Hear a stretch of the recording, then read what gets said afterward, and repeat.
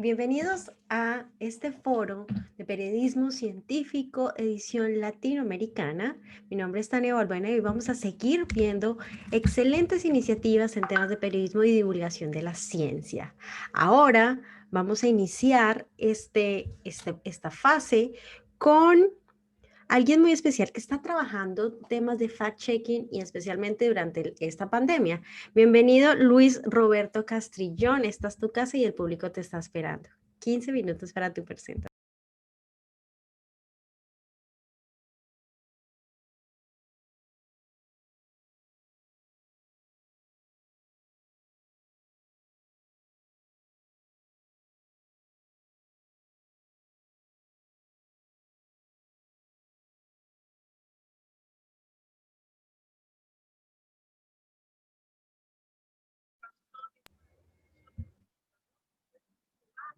Hola, Ahí te escuchamos. ya para empezar, sí, es que yo no les escuchaba a ustedes, algo falló en la conexión, entonces me imaginé que ya me están presentando, pero, no, pero yo no escucho.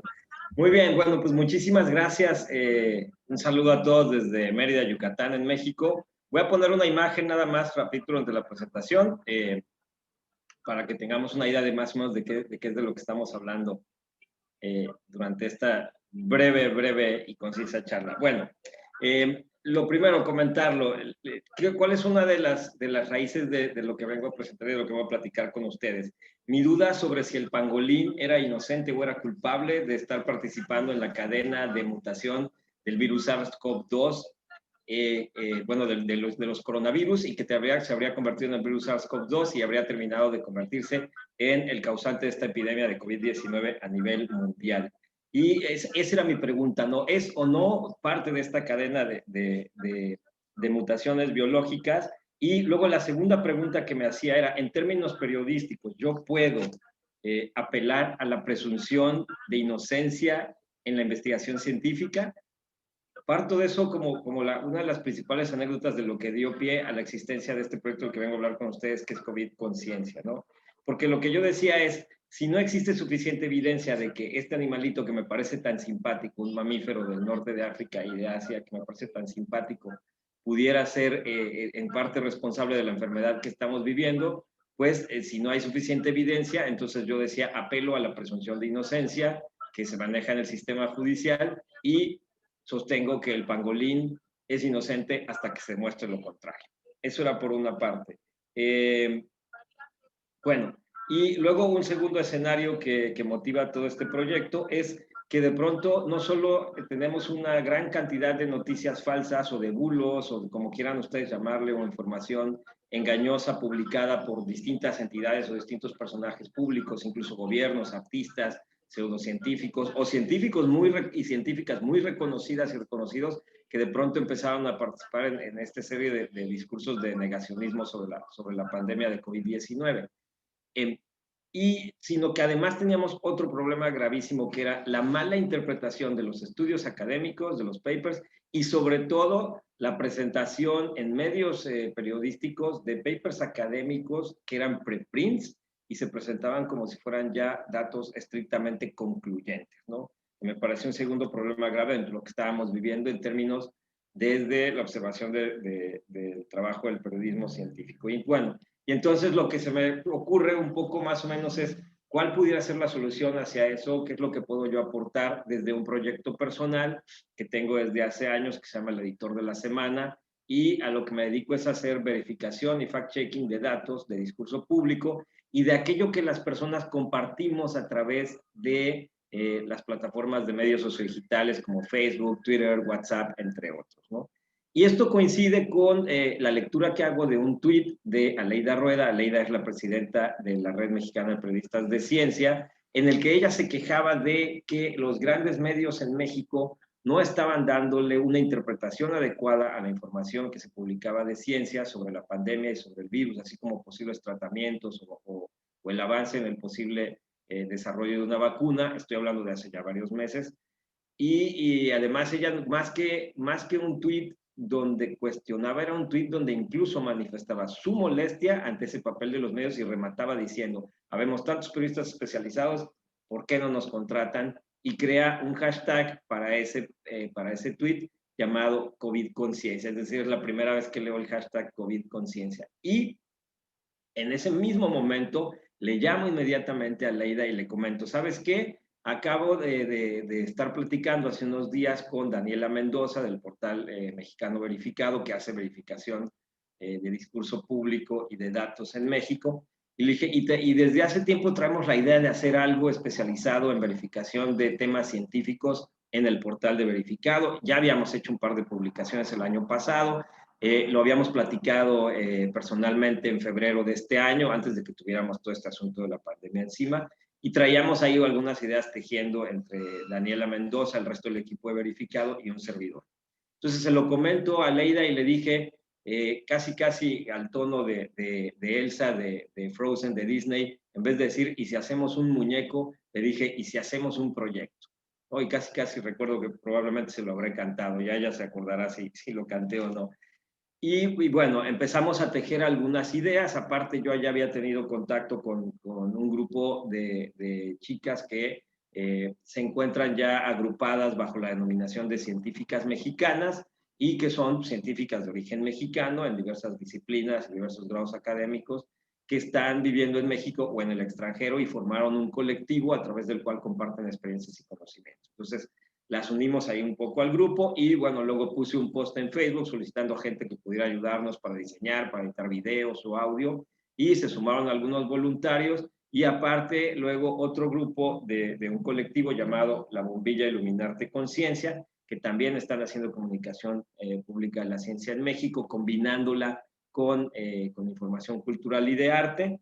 Y esto es lo que permite establecer de pronto, cuando nos dimos cuenta, teníamos esto que decidimos además llamar ya directamente COVID Conciencia a partir del hashtag, y nos dimos cuenta que teníamos un colectivo ahí bastante extraño entre gente que tenía, pues que no eran periodistas, pero que querían participar en la parte del diseño o en la edición de audio o video, o que no tenían alguna especialización en ciencia, pero sí eran periodistas, o que estaban más inclinados a la parte cultural, pero querían participar en esto.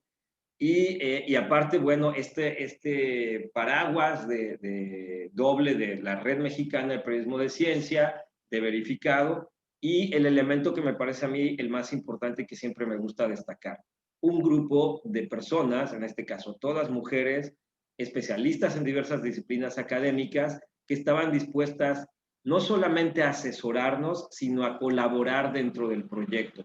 Y creo que esta es una de las partes más interesantes de COVID Conciencia. La mayoría de los medios periodísticos o de los periodistas acudimos con la gente de la academia, con las científicas o científicos a pedirles la información para hacer nuestras notas. Y lo que hicimos nosotros en COVID Conciencia fue diferente. Nosotros pactamos con este grupo de científicas mexicanas a través de dos de sus representantes, Patti Rodil y Talía García, incluirlas como parte de la redacción. Es decir, metimos a la fuente dentro de nuestra redacción virtual, porque bueno, no tenemos una oficina ni estamos todos en el mismo lugar, algunos en Ciudad de México, otros en Veracruz, otros por Puebla, otros en el extranjero, entonces esto está bastante en Guadalajara también, entonces estamos dispersos, pero logramos crear lo que hemos denominado como un proyecto colaborativo de periodismo explicativo y de verificación con evidencia científica. ¿Y por qué lo señalo así? ¿Por qué es colaborativo? Bueno, porque parte de diversos medios, diversos especialistas que teníamos una intención definida para hacer algo. Y posteriormente definimos que tenía que ser algo que fuera fácil de entender y eso implicaba que utilizáramos un lenguaje explicativo, es decir, que no solo diéramos el hecho, bueno, ya hay una vacuna o no es cierto que no hay una vacuna, sino, a ver, ¿cómo es una vacuna? ¿Cómo se desarrolla la vacuna? ¿Cuáles son los ingredientes? ¿Cuáles son los antecedentes de la fabricación de vacunas? ¿Qué es una vacuna de ARN? ¿Qué es una vacuna con un virus disminuido? ¿Cómo funcionan? ¿Cómo funciona en el cuerpo? Es decir, toda la parte detallada y explicada de cada información que nosotros estuviéramos verificando y revisando. Y bueno, por ende, hacer también un papel de verificación, de decir, esta información que se publicó en tal medio es engañosa, esta es imprecisa, esta es completamente falsa, y con que, sobre todo, con evidencia no solamente que la encontráramos en otros medios, sino con evidencia científica, es decir, a partir de los propios documentos y papers académicos y a partir de esta asesoría que yo destaco mucho del grupo de científicas mexicanas, ¿no? lo cual ha implicado que cada vez que publicamos algo haya un largo proceso. No somos un medio como tal, somos un grupo colaborativo que existe, digamos, en la nube, en Internet, y que está sustentado, ¿sí? Sus resultados se publican en la bombilla Iluminarte Conciencia, en Verificado, en la red, en el blog de la red y en las cuentas de medios sociodigitales de cada uno de los integrantes, pero insisto, no está integrado como un medio como tal, ¿no? Entonces, bajo este esquema colaborativo en el cual estábamos explicando y en el cual decimos verificar, decimos, tenemos que hacer esta verificación muy bien armada con este grupo de gente que ya está trabajando con nosotros, que son las científicas mexicanas, ¿no? Y bueno, esto nos ha permitido, como pueden ustedes ver en pantalla, ya no solamente pues estar haciendo el trabajo dentro de México, sino que hemos logrado toda esta serie de alianzas de medios y de grupos que han replicado la información que publicamos en COVID Conciencia. Pues ahí está Ecuador Chequea, Radio UNAM, Salud con Lupa, PopLab, La Pandemia, Rey de Chile, Uniradio 99.7 FM, Diario el 9 de Julio, Ciencia de Puerto Rico, Colombia Check, Ojo Público, el Noticiero Científico y Cultural Iberoamericano. Y bueno, y en el caso de Ecuador Chequea, incluso nos pidieron en algún momento las pequeñas infografías que hacemos para traducirlas a una lengua de un pueblo originario ecuatoriano, ¿no? Lo cual nos pareció fantástico poder trascender incluso más allá del idioma español y además después de estar ya trascendiendo con este proyecto en América Latina.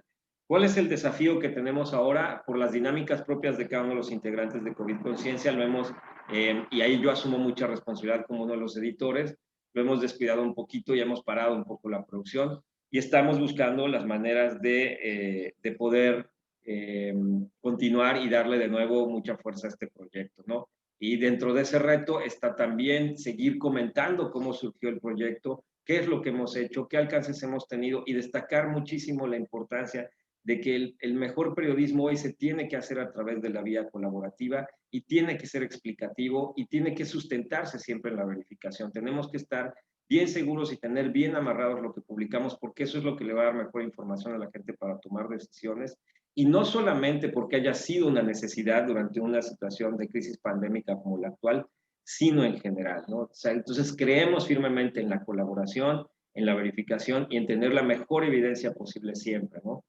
Y bueno, ejemplo de las cosas que nos han ocurrido, para cerrar ya rápidamente, pues decidimos lanzar hace unos meses una campaña contra, bueno, no contra, sino exponiendo los riesgos de la ingesta del dióxido de cloro, que se ha vuelto tan famoso en América Latina actualmente, aunque ya tenía más de 10 años vendiéndose en muchos países.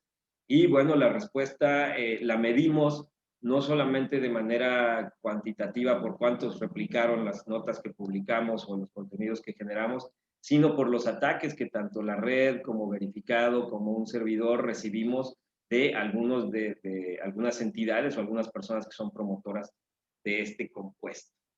Pues eso es COVID Conciencia y bueno, y quiero agradecer la oportunidad por de haber tenido para exponer este proyecto que espero que podamos seguir llevando a cabo y que se convierta en algo todavía trascendente más allá de la pandemia.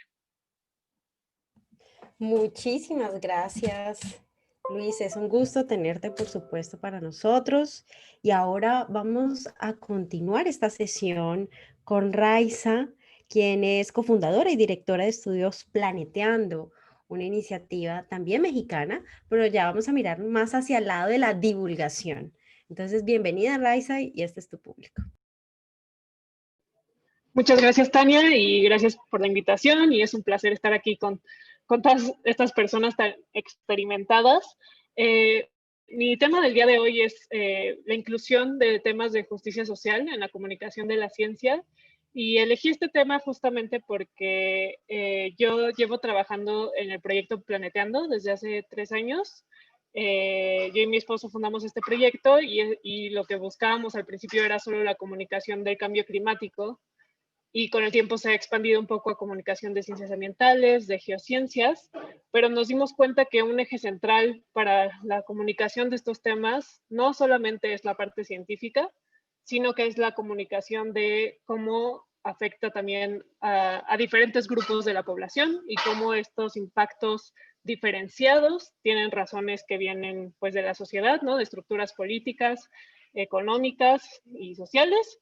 Y pues quería compartir un poco de las reflexiones que hemos generado pues en los últimos 3 años, ¿no? De tener esta visión y qué consejos podemos dar a las personas que tal vez quieran integrar una visión así a su comunicación, a su divulgación o a su periodismo, pero no saben cómo. Entonces, quisiera empezar compartiendo...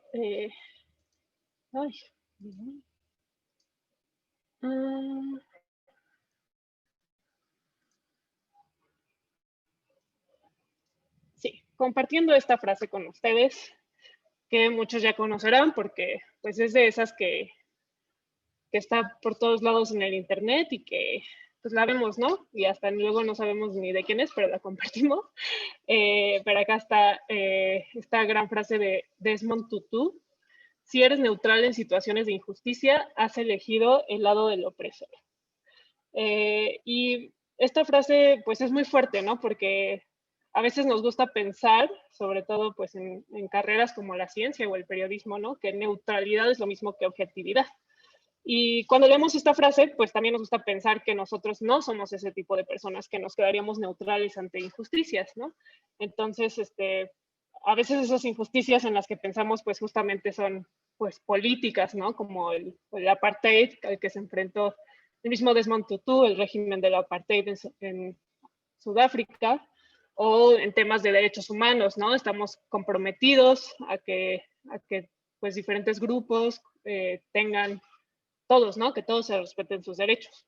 Pero, ¿qué pasa cuando sacamos esta frase de este contexto y la vemos, ¿no? En la situación de nuestros propios trabajos, ¿no? ¿Qué pasa cuando esa neutralidad es parte de nuestro trabajo, ¿no? A veces, o creemos que es.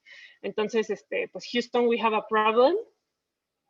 Y pues sí, ¿no? Tenemos esa idea, ¿no? De que la ciencia y el periodismo, y por lo tanto también a veces la comunicación de la ciencia, tiene que seguir esta lógica, ¿no? De neutralidad.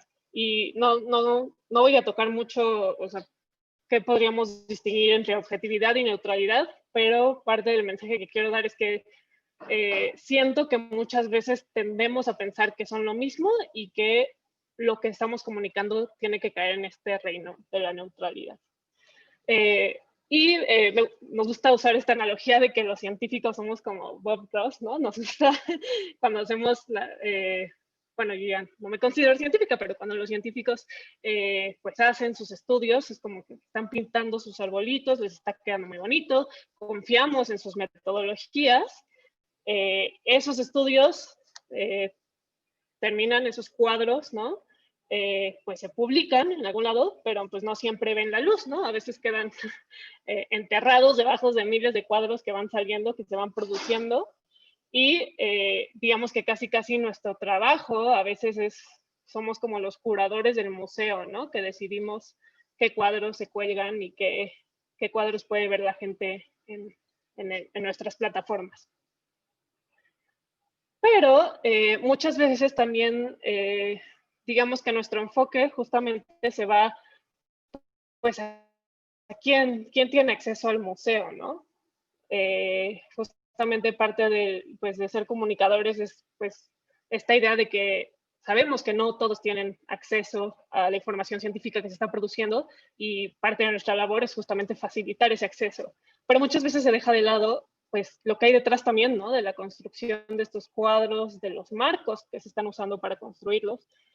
Entonces, y muchas veces, pues esto implica también todo un sistema de valores que nosotros en la comunicación, al colgar un cuadro, estamos transmitiendo y indirectamente estamos como fomentando, tal vez sin pensarlo mucho, pero que al final de cuentas estamos reproduciendo. Entonces, unos ejemplos que creo que son muy famosos, ¿no? De esta idea de como querer vernos neutrales en la comunicación, pues fue lo que pasó con el pobrecito de Bill Nye, este gran comunicador que se la pasaban invitándolo a CNN y lo ponían uno a uno con un negacionista climático.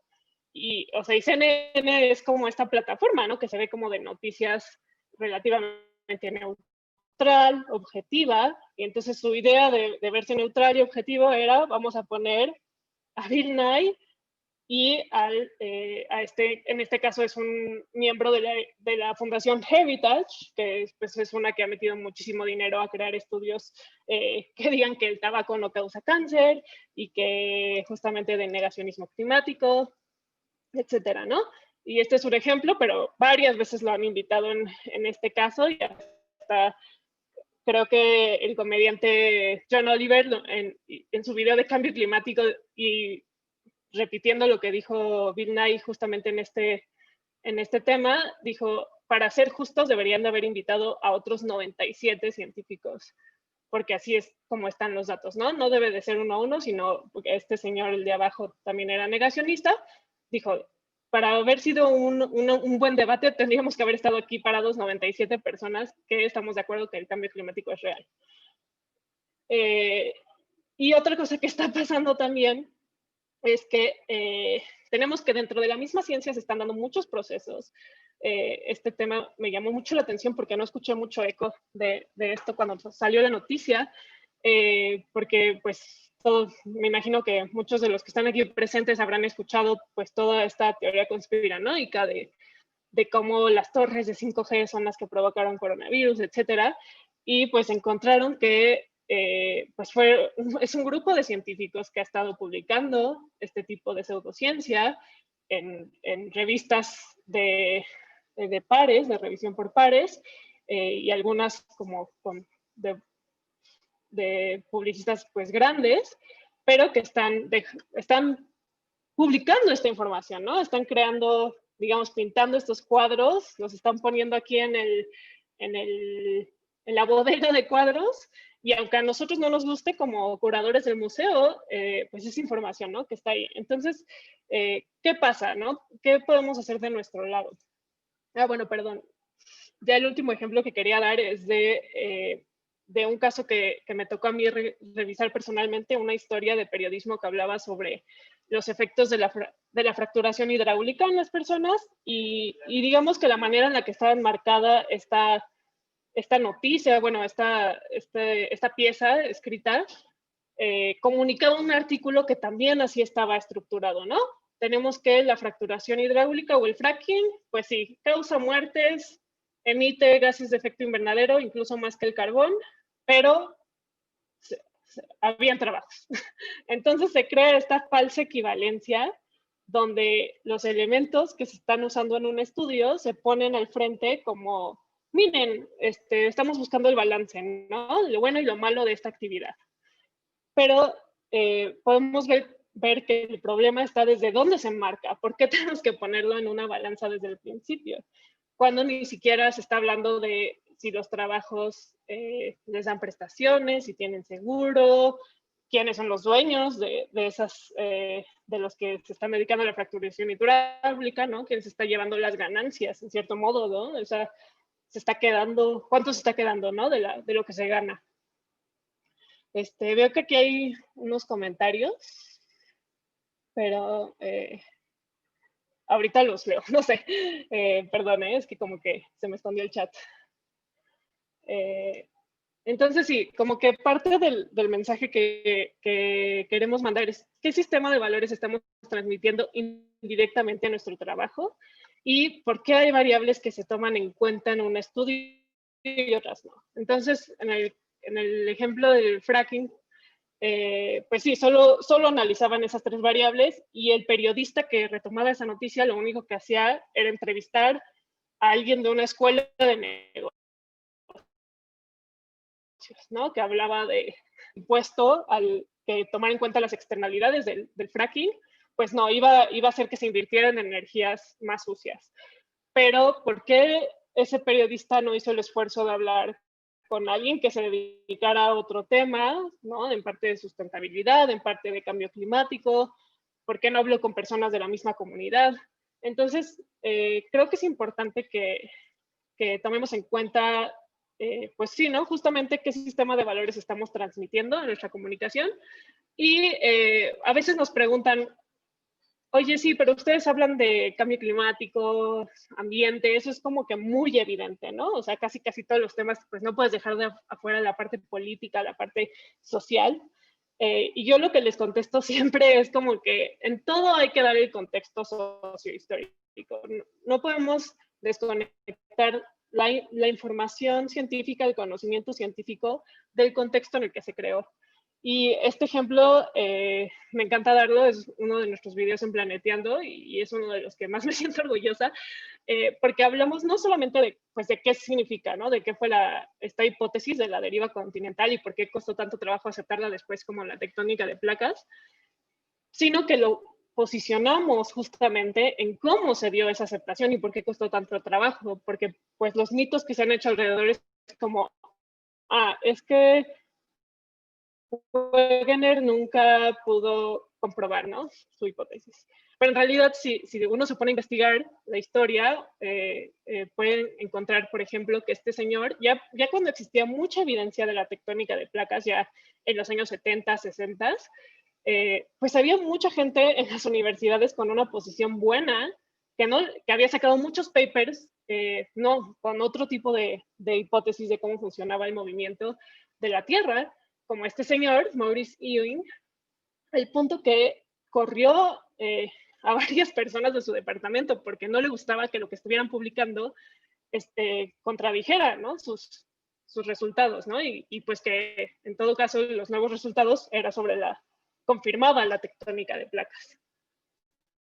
Entonces, como que mi mensaje el día de hoy es justamente que empecemos a pensar en una comunicación de la ciencia que también considere no solo quién puede entrar al museo, sino cuáles son los marcos con los que se hace ciencia hoy en día, cuáles son las lecturas, o sea, qué consideramos como válido y quién lo está diciendo, porque si estamos viendo que hasta las mismas revistas están aceptando información que no está revisada, que no tiene replicabilidad, pues es un problema, ¿no?, también de la práctica científica. Entonces, hay que comunicar también la ciencia no solo como información, sino como una práctica social, porque eso también le va a dar herramientas a las personas para que más fácilmente pues, puedan distinguir, ¿no?, de las cosas que tienen sustento de las que no. Entonces, pues eso sería todo. Y si todavía me queda tantito tiempo, nada más quería leer los Te quedan 2 minutitos, mira las preguntas que te dejaron. Ok, gracias.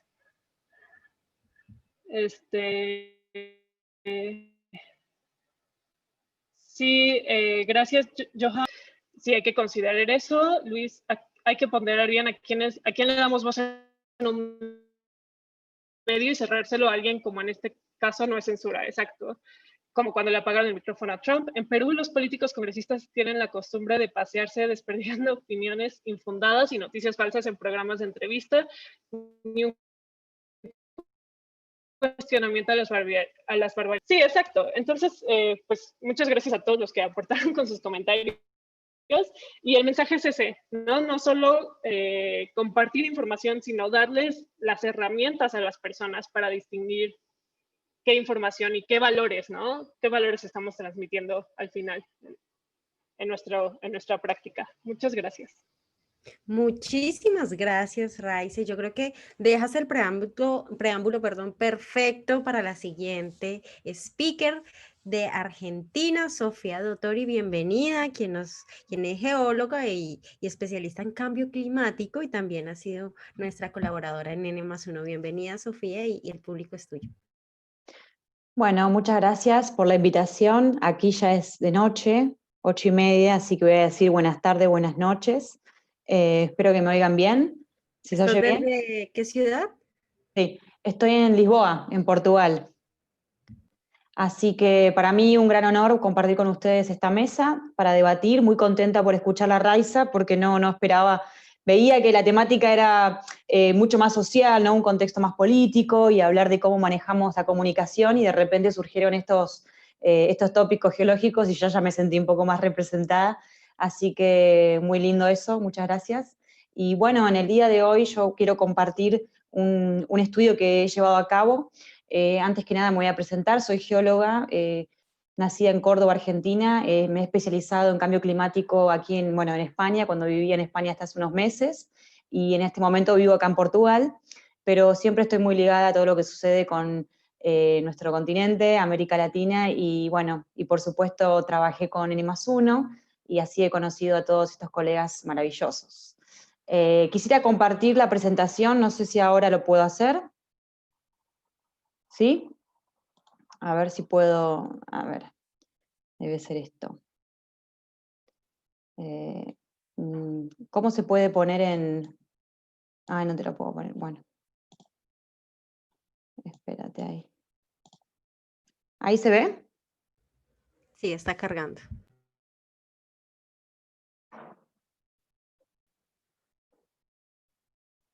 No sé si cuando se diga, cuando se vea me... Ahí ya se ve. ¿Sí? Perfecto. Bueno, la pérdida, el título de la presentación es Pérdida de suelo en sistema de montaña bajo escenarios de cambio climático. Como comenté hace un ratito, bueno, me especialicé en cambio climático y este es un trabajo que realicé al finalizar mi maestría.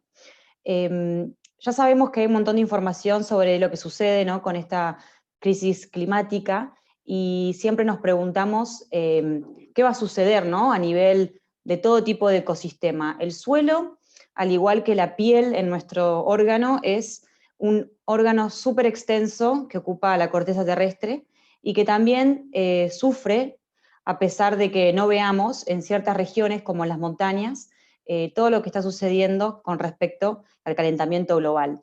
Entonces, cuando tenemos que empezar a pensar cuáles son los fenómenos que más atañen a la pérdida del suelo, que es la presentación, tenemos que hablar de un fenómeno que se conoce como erosión. La erosión es un fenómeno global que sucede de forma natural, pero en este momento, dado las pautas de temperatura y precipitación que estamos catalizando a partir de las emisiones antropogénicas, sucede que la erosión es un fenómeno que se potencia. Por eso traigo este trabajo, para compartir con ustedes cómo lo he llevado a cabo y cuáles fueron sus resultados. Voy a ver a la siguiente, a ver si me... Ahí está. Como lo dije anteriormente, la erosión es un proceso global. Cuando hablamos de global, lo sabemos porque los patrones de precipitación y temperatura se desencadenan en la atmósfera, y la atmósfera en sí es una esfera dinámica que no tiene límites. Es decir, la atmósfera es libre, así que todo lo que sucede en la atmósfera nos afecta a todos de la misma manera. Cuando la erosión del suelo se desencadena, está alterando los recursos naturales y en consecuencia los servicios ecosistémicos que ellos nos brindan. Como lo digo, el cambio climático en este momento está generando variaciones drásticas importantes en estas condiciones y eso genera la catalización del modelado del terreno. Ahora vamos a ver un poco más por qué. No me lo baje, ahí está. Este trabajo entonces va a tratar de resolver cuál es la pérdida de suelo futura en la cuenca del río Bérchules. La cuenca del río Bérchules, voy a adelantar que es una cuenca que se presenta, que está en el sistema de Sierra Nevada, esto es en España, en la provincia de Andalucía, Granada. Y para llevar a cabo este estudio yo apliqué escenarios de cambio climático y el modelo RUSLE para 3 periodos, que aquí lo vemos, desde 2011 hasta el 2100, son divididos en 3 periodos, para conocer entonces cuánto es que afecta el cambio climático a la pérdida del suelo. Como objetivos, además del planteado aquí, es continuar con las líneas que ofrece los Objetivos de Desarrollo Sostenible, pautados por las Naciones Unidas para la Agenda 2030, en el cual aquí, bueno, yo he mencionado los más importantes, en realidad los que se relacionan directamente con este trabajo, que es el número 6, el 15, y sobre todo acción por el clima. Cuando tenemos en cuenta que el suelo es un recurso que nos da, además de alimentos, la capacidad de producir y generar masa forestal, la masa forestal es lo más importante en este momento porque somos dichosos de contener el mayor sumidero de carbono en los continentes, que es el suelo. Independientemente de cuál es la cobertura o cuál es el desarrollo o qué tipo de bosque o qué tipo de uso se le vaya a dar, el suelo tiene el potencial de absorber carbono. Por eso es muy importante conocer, si vamos a perder el suelo, estamos entonces emitiendo carbono a la atmósfera, ¿no es cierto? Vamos a ver qué sucede. Aquí es un mapa simplemente para presentar dónde se encuentra esta cuenca. Para los que no conocen, Sierra Nevada es un espacio natural, ya es declarado reserva, y es el segundo macizo de mayor altitud después de los Alpes en Europa Occidental. Este sector es muy interesante porque, más allá de que pude visitarlo, es una región con un clima mediterráneo, es decir, hay una aridez relativa y una fuerte insolación. Por lo que cualquier variación mínima en los valores de temperatura y precipitación tiene un efecto súper grave, porque el clima mediterráneo es un clima de por sí árido. Entonces, si cambiamos los patrones de precipitación, los efectos van a ser mucho más rápidos de ver. Por lo tanto, yo considero que esta cuenca puede ser un ejemplo para otros sistemas montañosos que estén bajo los mismos patrones de temperatura. Para llevar a cabo el estudio he utilizado la herramienta KERDOC. Es una herramienta que en este momento está en versión beta, ahora mismo del 2020, que ha sido desarrollada por la Junta de Andalucía. Tuve el agrado de conocer a la gente y trabajar con ellos a partir de la Universidad de Sevilla y conocer esta herramienta y poder consultar estos datos. Estos datos a mí me dan la pauta de qué va a pasar desde el 2011 hasta el 2100. Hay un patrón de referencia del cual ellos comienzan a trabajar desde el 2000, y acá podemos ver que tanto la temperatura media anual como la precipitación media anual sufren alteraciones interesantes. La temperatura media anual aumenta y la temperatura y la precipitación media anual comienza a disminuir y luego repunta un poco. Entonces, esto es lo que se pronostica para el clima mediterráneo en España. Con la base de datos, aquí en esta figura se puede observar qué es lo que ellos pronostican, ¿no? Cómo va a aumentar la temperatura, y aquí cómo las precipitaciones van a sufrir sus caídas. Teniendo en cuenta el patrón que se venía estudiando desde 1961 hasta el 2000, este histórico de referencia, que es el que ellos llaman, sabemos ahora entonces que lo que se pronostica, que son estos nuevos aportes, las lluvias entonces se van a reducir en un 5,6%, en un 15,8% y en un 12,4% respectivamente a ese patrón. O sea, fíjense que hay una caída considerable en los aportes de lluvia. Para este trabajo se han utilizado imágenes satelitales del sector con una resolución muy elevada, y he procesado todas las imágenes con sistemas de información geográfica. A lo que voy, esto es muy importante para mí destacar porque la tecnología que hoy tenemos para llevar a cabo estudios en sectores de alta montaña, que por supuesto muchas veces no se pueden visitar, nos permite conocer resultados de resoluciones a nivel píxel. Es decir, yo puedo calcular cuál va a ser la erosión del suelo por hectárea o incluso menos, conocer una parcela mucho menor, gracias a la potencia de la tecnología con la que hoy contamos. A esta información, que son distintas capas que he analizado de forma, como dije, algorítmica, y después los he pasado a sistemas de información geográfica, los he aplicado en un modelo que se conoce como RUSLE, que es la ecuación revisada de la pérdida del suelo, y que se compone de distintos parámetros que ahora los voy a explicar. El primer factor es el factor de erosionabilidad, que indica cuál es la susceptibilidad de la pérdida del suelo, o sea, de la pérdida de partículas según el tipo de suelo. Esto se conoce a partir de los mapas mundiales de suelo, y tenemos distintos tipos. En este caso, esta cuenca en particular, mayoritariamente tiene este tipo de suelo: cambisoles, éutricos y dítricos.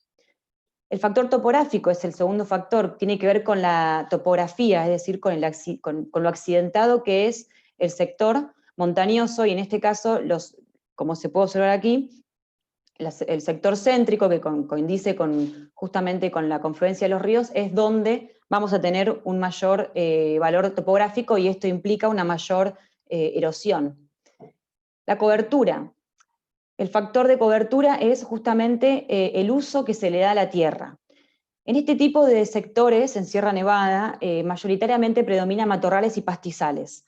Y esto es interesante destacar porque son sumideros muy importantes de carbono. Estamos hablando que pueden contener desde 56 hasta 163 toneladas por hectárea. Sin embargo, este sector también es habitado y se dedican las comunidades que están allí también destinan ciertas porciones de esta superficie a lo que es bosques, es decir, reforestan, también generan cultivos de vid, de almendros, es decir, secano, etc. Y esto también tiene que ver mucho con el tipo de pérdida de suelo que vamos a tener después. Finalmente, esto es lo más interesante. Si nosotros sabemos cuáles son los pronósticos mensuales de precipitación a lo largo de todo este periodo, podemos conocer con exactitud cuál va a ser el factor de erosividad. Y el factor de erosividad que se calcula a partir de estas fórmulas, que las matemáticas a veces no son para nada divertidas, pero sí son muy eficientes, nos puede dar el valor de capacidad que tiene la lluvia para erosionar. ¿Bien? Y lo tenemos para los 3 periodos. Ahora sí, los resultados, que esto es lo más importante de todo el estudio. Como ya sabemos, vamos a tener 3 mapas de erosión, porque yo dije que son 3 periodos de tiempo hasta el 2100. En este sentido, el primer periodo es el que tiene una mayor erosividad, porque justamente las lluvias van a ser las que más elevadas se pronostican. Y lo que podemos ver aquí que este sector que estoy aquí señalando es el sector en donde se combinan 2 cosas muy importantes, el factor topográfico y el uso del suelo. El uso del suelo en este lugar se lo da a los pastizales, es decir, para el pastoreo, y además para el cultivo de secano, que son cultivos de almendro, de vid, de olivos.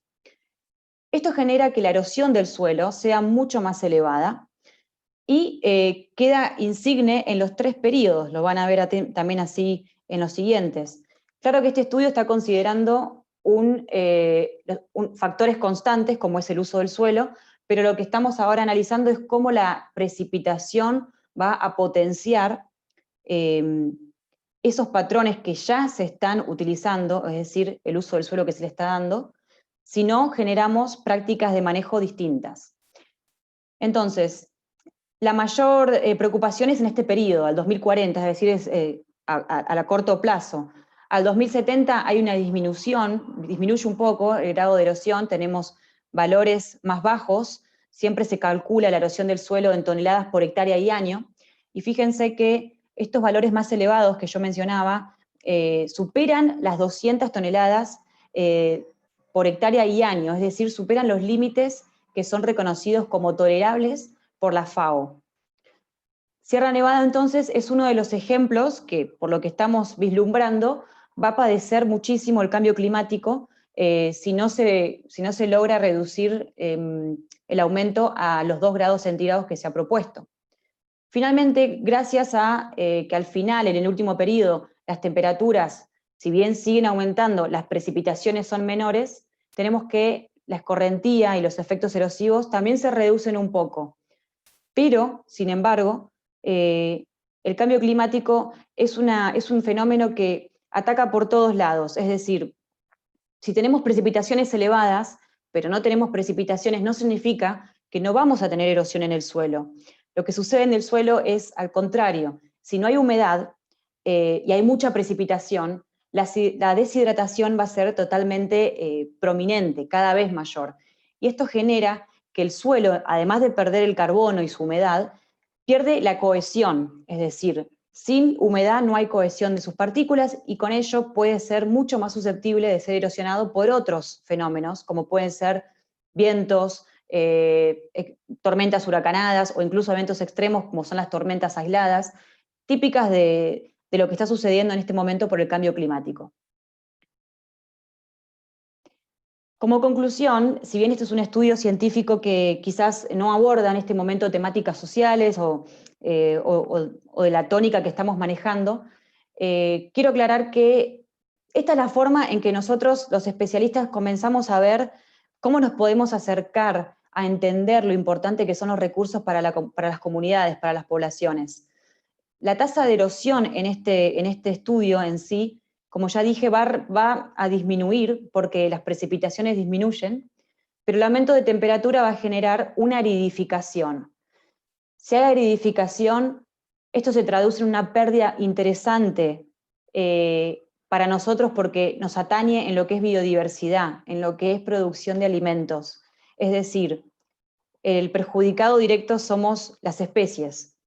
Y el recurso edáfico es algo que no se está planteando debidamente en cómo manejarlo para su cuidado, especialmente en alta montaña, donde, claro, no tenemos ese acceso, mayormente no vivimos allí, pero sin embargo es la cuna de los sistemas hídricos. Allí nacen los grandes ríos, sus efluentes, es decir, que los sistemas de montaña son los puntos claves para el ciclo del agua. Finalmente, en este caso en particular, decir que cuando tenemos cultivos leñosos, que en este caso, como comenté, el almendro, los olivos, y esto afecta a la inestabilidad del suelo, se tienen que tomar prácticas de manejo que son posibles, como por ejemplo serían implementar cubiertas vegetales. Un minuto. Perfecto. Y para que quede bastante gráfico lo que vendría a ser el daño que significa el cambio climático de la forma en que se está pronosticando, el 39% de la superficie de esta cuenca va a superar los rangos de erosión tolerables a nivel mundial para los sistemas de alta montaña. Es decir, es muchísimo. Y creo que es muy importante traer a colación que a pesar de que no se habla de lo que sucede en esas altitudes, allí es donde desde donde se desencadena un montón de fallas en lo que vendría a ser donde vivimos, en las partes más planas, en las ciudades, porque de allí viene el agua que nosotros consumimos. Así que, bueno, eso es todo. Muchísimas gracias. Muchas gracias y continuamos con nuestro programa. Y no nos puede acompañar nuestro colega Andrew, pero nos deja un mensaje sobre 5 tips para buscar recursos en el periodismo. Vamos a ver. Me van a decir si se escucha. Buenas tardes todos y todos. Mi nombre es Andrew White, soy un periodista en ciencia y australiano radicado acá en Medellín. También soy un miembro de la Junta Ejecutiva de la CPS. Hoy estoy enviando un video porque si todo va plano, va por mi plan, estoy por un playa en algún lugar, pero yo quería darte 5 tips para buscar recursos para hacer tu periodismo en ciencia, porque sin plata es muy difícil de hacer buen trabajo. Listo, entonces hay 5 diferentes cosas que voy a compartir. El primero es el freelance. Soy un freelancer y que más o menos hago es enviar correos a editores de Estados Unidos, Reino Unido y Australia. Y yo lo pregunto, mira, tengo un pitch, tengo esta historia que quiero hacer, ustedes van a pagarme. Y a veces ellos también pueden asistir con viajes. Por ejemplo, yo hice una historia por el Telegraph de Reino Unido y ellos pagan boletos y hotel a Macao. Esa es la única vez que eso pasó, pero es posible. Más o menos la cosa sobre freelance es que es más o menos un trabajo, no es algo adicional y usualmente que ganas es con un margen de ganancias. Entonces, eso es una manera de hacerlo encima de tu trabajo usual, en que puedes ganar en dólares libres y recibir este plan. Ok, segundo, en adición a freelance hay premios. El primer es los premios nacionales. Por ejemplo, acá en Colombia tenemos los premios Gabo por la Fundación Gabo, y ellos tienen categorías de empleatismo y otras así. Entonces, puedes buscar por las diferentes fundaciones y diferentes publicaciones que tienen premios para esto. Entonces, vas a tomar algo que ya has escrito usualmente y subir esto como un trabajo que debe estar con recognición. Entonces, usualmente hay un premio de usualmente dinero, pero también puede ser viajes, becas, así. Entonces, no únicamente son premios nacionales, también hay premios internacionales. Por ejemplo, el premio Kavli es un premio de periodistas en ciencia y ellos lo ponen cada año. Entonces, cuando estás buscando los premios es muy importante mirar tres cosas. Uno, la fecha, cuándo va a cerrar, porque si pones después, si subes después, no vas a lograr. Segundo, la criteria. A veces hay un criteria de idioma, por ejemplo, algunos premios están solo en inglés o solo en español. Y tercero, tienes que buscar si hay, si ya tienes una historia que está bien para esto. Listo. Entonces, esos son freelance, premios nacionales y premios internacionales. El número 4 es los grants, subconcesiones, creo es la palabra. Pero más o menos un grant hay una organización que tiene algo de dinero, usualmente es una organización no gobierno, pero también puede ser un gobierno que dice, mira, queremos más historias sobre este tema. El ejemplo más famoso internacional es Nat Geo, como la Geografía Nacional, National Geographic, y ellos dan tantas becas para reportar historias. Pues la diferencia entre un premio y un grant es que con un grant tienes que aplicar para este dinero para construir algo o para escribir algo. Un premio es una recognición del trabajo ya has hecho y el grant es algo que lo haces en que puedes hacer mejor trabajo. Pero, en fin, los dos van a enviarte dinero. Listo. Entonces, por ejemplo, otro ejemplo de grant es desde Inquire First, que yo envié al grupo ACPS hace un mes, creo. Y esto es donde había un $3,000, casi 10 millones de pesos, creo, para hacer una historia en un tema en particular. Entonces, ¿qué son las cosas importantes sobre grants? Uno es que tienes que buscarlos porque por muchas ocasiones solo vas a escucharlo después de la fecha ya vencido. Entonces, es importante que siempre estás buscando esas oportunidades, grants, becas, búscalos. Y la ACPS, el grupo de ACPS de WhatsApp es una fuente de esto también.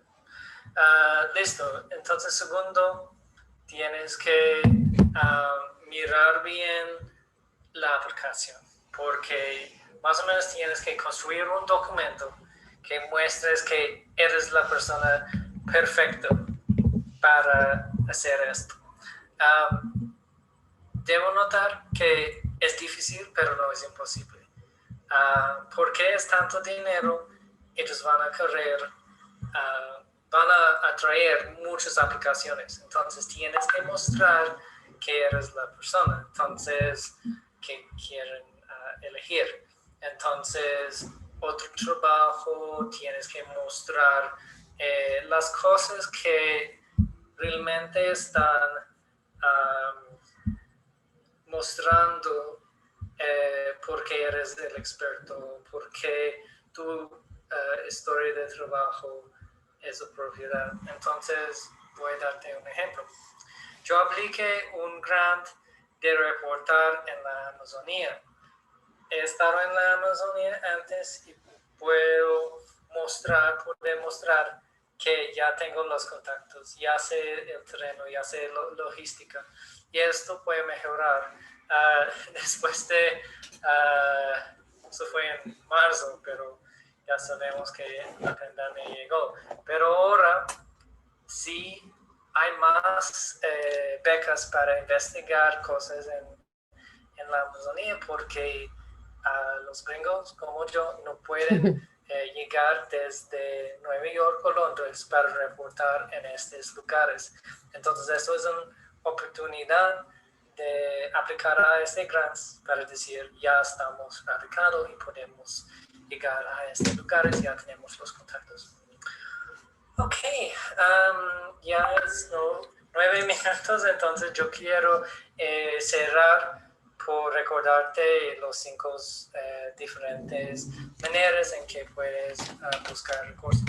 Uno es freelance. Si estás trabajando en su mismo trabajo, haciendo algo más como comunicaciones, todavía puedes hacer freelance, pero tienes que decir si tienes conflicto de interés.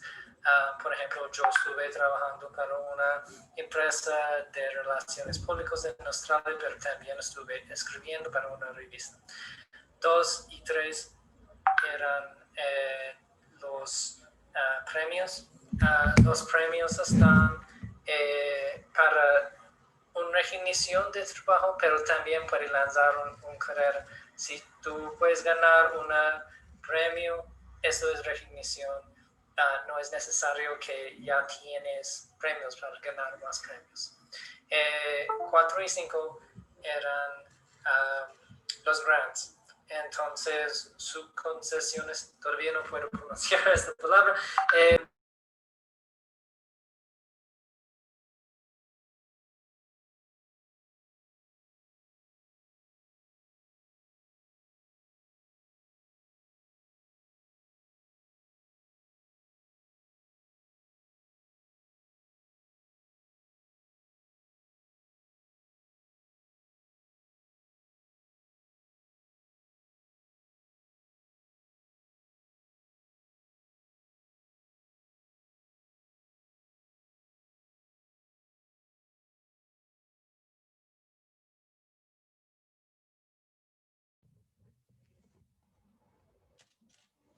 Muchísimas gracias para todos los que participaron en esta sesión. Vamos para la siguiente. En otro link vamos a estar con Manuel Lino de México, con Michelle Soto de Costa Rica, con Nadia Politis de Chile. Así que muchas gracias y recuerden, este es el Foro de Periodismo Científico, edición latinoamericana. Un abrazo.